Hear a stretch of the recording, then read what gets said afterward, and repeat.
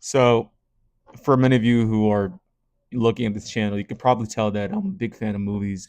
And also, I should mention, I mentioned it in one of my other videos, which is that I'm in college to be a writer, right? I'm also going there for other stuff too, but I really want to become a writer, a screenplay writer. The thing is, I think that, I'm reading a lot of friends like screenplays or just random people's screenplays. And I think the thing that I just see a lot is people writing from perspectives they don't really have a very good understanding of, or a very unique insight to. And not to say that you can never write about stuff outside of your life or life experience, but I think it's one of those things where when you're starting out, I think you should start from where you're most comfortable in. And I think some people just want to write some like crazy crap, or they want to write something that's like so emotional. And their idea of writing something emotional, something like crazy situations. I'm like, you can have so much, just emotional, just this depth in something that can seem so like trivial. And what I mean by that is like I'll see like a friend who's writing a screenplay, and it's like about some like a sick mother with three kids in like New York, and it's like, dude, this is not good. And I feel like the reason why it's not good is because like you're from a middle class family from like Oklahoma. Don't write about that. I would try to see the story of a guy who came from a middle class family from Oklahoma who's writing a story about how this kid became a like a screenwriter, like you're trying to do, or something you saw growing up, or something you spent a lot of time thinking about.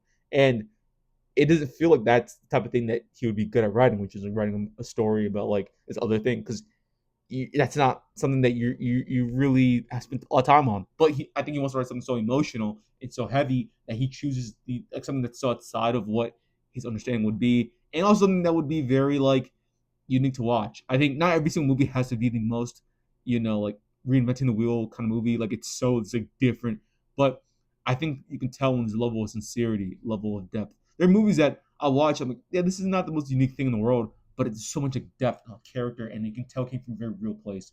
I think there's an artist in the 20th century, this black guy, I forget his name, and he's talking about how the things you go through allow you to connect with other people. It allows you to attach to other people, and in a way that's like, I'm going through suffering. So many other people are going through suffering, and a lot of people are going through this thing, and a lot of people will go through this thing.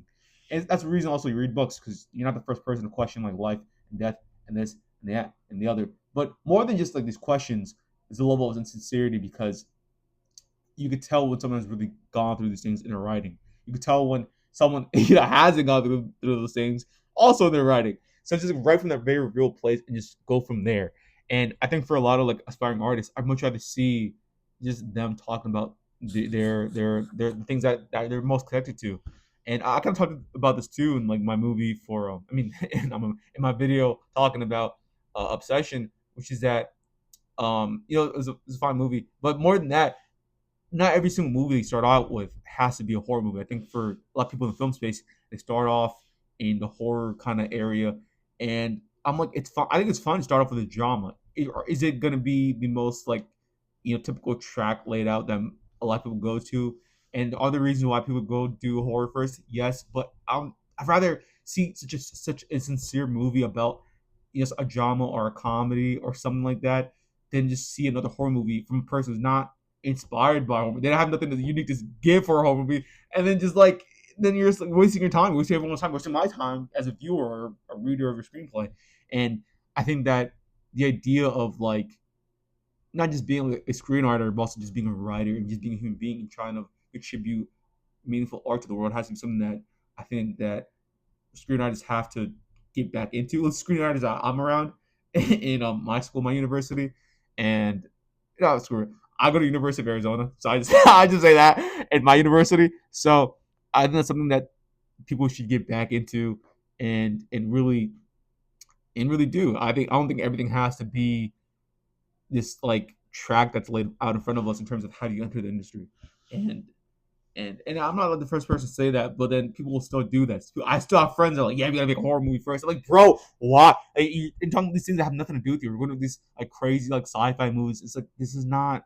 We can just write a movie about a bunch of like screenwriters who live in Phoenix. That's fine. We don't have to do anything else. You know what I mean? We don't have to do anything else complicated. We just write about that. That's perfectly fine. Or we can write about a bunch of like guys who like go to like California for a guy trip and then something crazy happens. That's fine. I'd much rather make a movie or like, write a screenplay about a bunch of bros in like the West Coast. That's way more fun, or something like that. That's perfectly fine. So I just want to talk about that, and yeah.